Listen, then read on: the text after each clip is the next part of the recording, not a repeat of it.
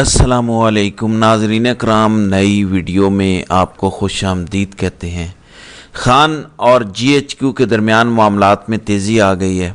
एक तरफ खान के केसेस मुलतवी किए जा रहे हैं, जजेस गायब हो रहे हैं, दूसरी तरफ अलीमा खान और तहरीक इंसाफ के कारकुनान बड़ी तादाद में हाई कोर्ट के बाहर जमा हैं। रेड जोन इस वक्त सील है और अमेरिका ने फील्ड मार्शल के दौरे से पहले बहुत बड़ा मुतालबा सामने रखा है, बड़ी मुश्किल में डाल दिया है। फिर तहरीक इंसाफ की क़यादत अमेरिका में एहतजाज कर रही है, जबकि पाकिस्तानी क़यादत कहाँ खड़ी है, ओवरसीज़ पाकिस्तानी कहाँ हैं। कोर कमेटी का मामला, कासिम सूरी, शहबाज गिल सारे शामिल हो चुके हैं, इस पर भी बात करेंगे। फिर बजट पर खौफनाक इंकशाफ, IMF का बजट कोई और है, ये 2 नंबर बजट और हेरा फेरी, और वेबसाइट पर IMF की क्या तफसीलात सामने आई हैं। फिर भारतीय वज़ीर ख़ारजा यूरोप में कामयाब सफारतकारी, जबकि बिलावल की क़यादत में पाकिस्तानी वफद अयाशियों में मसरूफ़ है। फिर अरशद शरीफ की शहादत में 2 जर्नैलों के नाम आए हैं और कमीशन बनाने का मुतालबा हुआ है। सबसे पहले तो मैंने आपको बताया था कि खान का केस मुलतवी हो गया है पिछली वीडियो में। अब इस्लामाबाद में बड़ी हलचल है, तहरीक इंसाफ के कारकुनान बड़ी तादाद में जमा हैं।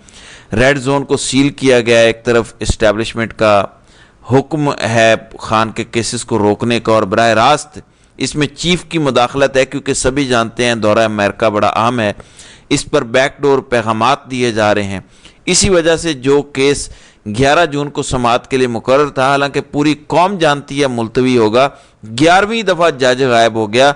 फिर पहले कभी वकील, कभी फाइल, कभी रिकॉर्ड, कभी प्रोसिक्यूटर, कभी नायब गायब।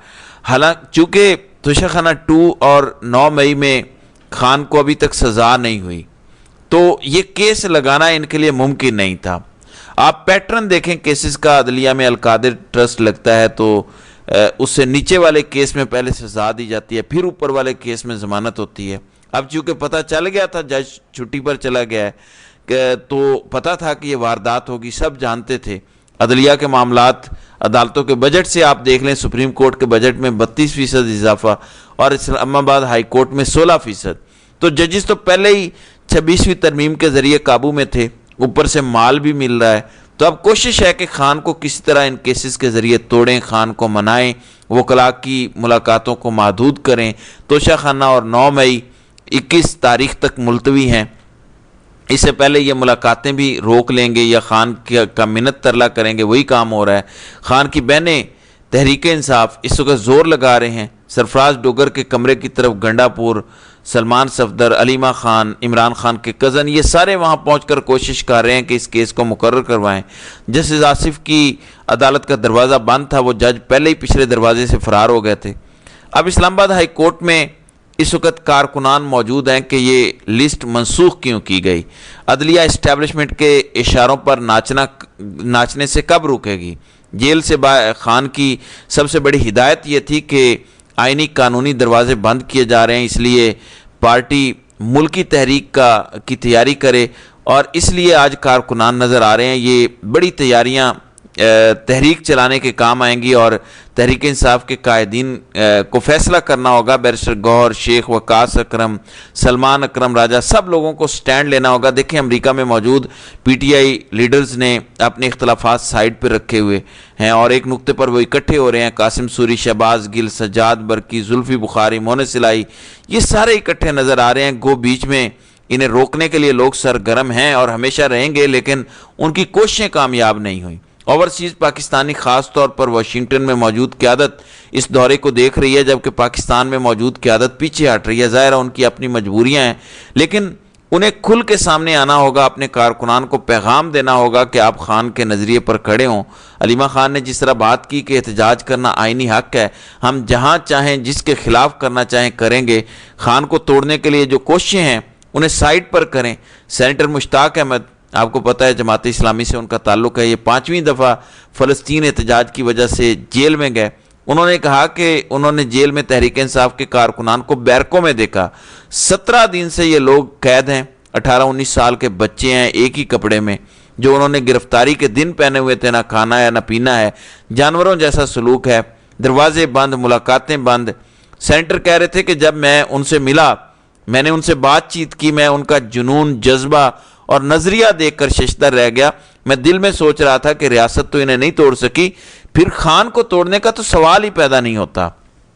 سومبا جی مہاراج جب وہ زنجیروں میں جکڑے ہوئے تھے تو ان کے شاعر نے ایک شعر پڑھا تھا کہ یہ جو ہاتھی گھوڑے تلواریں فوج تو تیری ساری ہے, پر زنجیروں میں جکڑا ہوا راجہ سب پہ بھاری ہے. اور یہ بات صحیح ہے, اڈیالہ جیل والا سب پہ بھاری ہے. ان پہ زمینی قوتیں بلا شبہ اسٹیبلشمنٹ کا ساتھ دے رہی ہیں اور اس میں کوئی دو آرا نہیں.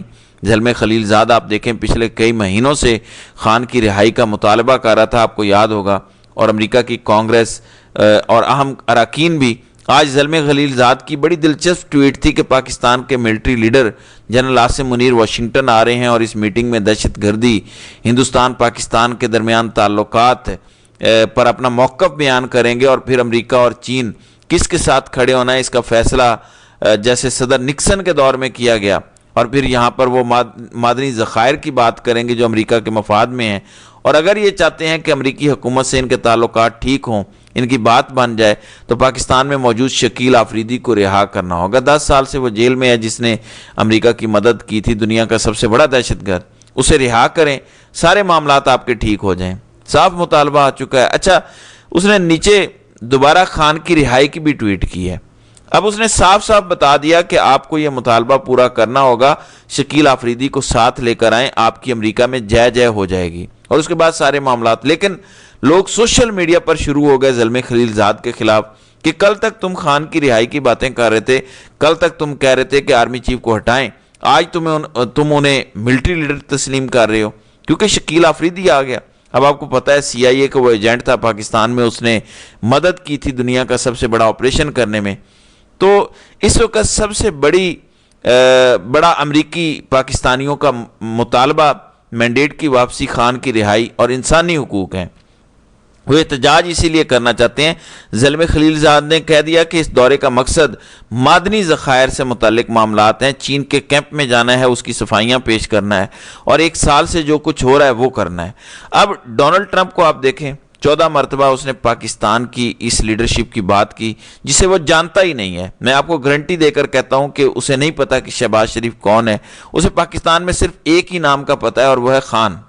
وہ کسی رہنما کو نہیں جانتا. کانگریس کے بھی لوگ اگر کسی ایک شخص کو جانتے ہیں تو وہ عمران خان ہے. انہیں پتا ہے کہ عمران خان کی 90% مقبولیت ہے. دیکھیں, امریکی کانگریس ہو یا کوئی اور, ایک بات یاد رہے کہ انہیں خان کی رہائی میں کوئی دلچسپی نہیں ہے, کیونکہ خان کی رہائی پاکستانی عوام کے مفاد میں تو ہے, لیکن یہ نہ اسٹیبلشمنٹ کے مفاد میں ہے, نہ ہندوستان کے, نہ عرب دنیا کے, نہ امریکہ کے. موجودہ حکومت ان سب کے مفاد کے لیے سب کچھ کرنے کو تیار ہے, اور خان صرف پاکستان کے مفاد کی بات کرتا ہے. تو یہ جو مفادات کا ٹکراؤ ہے یہ انہیں گوارا نہیں ہے. ٹرمپ کے بیانات جو لیڈرشپ کے بارے میں آ رہے ہیں اس کی بڑی وجہ یہی ہے, یہ ہندوستان پر پریشر ڈالنے کے لیے ہے تاکہ وہ ٹرمپ کی بات مانے, ٹیرف پابندیوں کے نیچے آئیں, کیونکہ وہ ایک بزنس مین ہے, ڈیل کرتا ہے.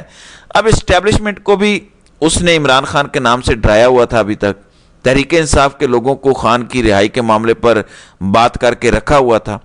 ہندوستان کے لیے اس نے پاکستان کو ایک جن بنایا ہوا تھا. چین کے لیے اس نے ہندوستان کو رکھا ہوا ہے. عرب دنیا پر دباؤ کے لیے اسرائیل کو رکھا ہوا ہے, اور اسرائیل پر دباؤ کے لیے یہ ڈپلومیسی استعمال کرتا ہے. یوکرین, روس, سارا وہی معاملہ ہے. اب پوری دنیا کا میڈیا اس بات پر متفق ہے, رپورٹ کر چکے ہیں کہ انٹرنیشنل اسٹیبلشمنٹ نے لوکل اسٹیبلشمنٹ کی وجہ سے جیل میں رکھا ہوا ہے. انٹرنیشنل اسٹیبلشمنٹ جانتی ہے کہ خان کی رہائی پاکستان کی آزادی اور خود مختاری ہے. اب خان کو جیل میں رکھنے کی وجوہات اسٹیبلشمنٹ نے 300 سے زائد مقدمات بنائے ہوئے ہیں, پارٹی بھی توڑ دی ہے, ان کے اپنے اندرونی مسائل بھی ہیں. خان کا بیان آپ نے سنا ہوگا کہ یہ سب لوگ انٹرنیشنل اسٹیبلشمنٹ کے انڈر ہیں, اور خان نے ان کی چال شروع دن سے سمجھ لی تھی. تو یہ اندرونی معاملات حالات بالکل اپنی جگہ موجود ہیں, لیکن طاقتور اسٹیبلشمنٹ جنرل باجوہ سے جو معاملہ شروع ہوا تھا وہ ابھی تک چل رہا ہے. تو ڈیپ سٹیٹ ایکٹرز موجود ہیں پاکستان میں, ان کے سہولت کار موجود ہیں, کیونکہ خان خود مختاری کی بات کرتا ہے. یہی کام ذوالفقار علی بھٹو نے کیا تھا, اسلامی ممالک کا پلیٹ فارم بنایا تھا, ایک کرنسی, ایک بینک کرنا, سب کو اکٹھا کرنا. عمران خان نے بھی اپنے آخری سال میں 2 دفعہ OIC بلائی تھی, آپ کو یاد ہوگا. خان کا ویژن بھی وہی ہے۔ عمران خان ملیشیا کے ساتھ، ترکی کے ساتھ مل کے ایک اسلامک بلاک بنانا چاہتے ہیں جو سعودیوں کو بھی پسند نہیں تھا، امریکہ کو تو ایسی باتیں بالکل بھی پسند نہیں۔ تو ان کی کوشش یہی ہے کہ ملک میں وہی لوگ مسلط کیے جائیں جو ان کے مفادات کی خدمت کریں۔ شریف خاندان آئیڈیل ہے ان کے لیے، انٹرنیشنل اسٹیبلشمنٹ کے یہ انتہائی قریب ہیں۔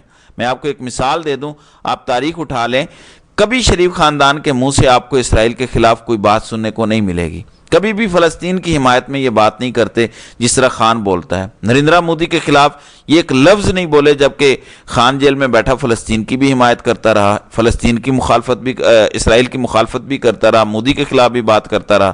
تو یہی فرق ہے لیڈر اور ایک ٹٹو غلام میں۔ انہیں چاہیے ایسے غلام، اور پاکستانیوں پر یہ غلام ابن غلام مسلط ہیں۔ یہ ایسٹ انڈیا کمپنی کا وہی فارمولہ ہے جو انہوں نے نکلنے کے بعد اپنے وفاداروں کو سونپا تھا، اور وہ وفادار اس وقت ملٹری پر رول کرتے ہوئے اس فارمولے کو لے کر چل رہے ہیں۔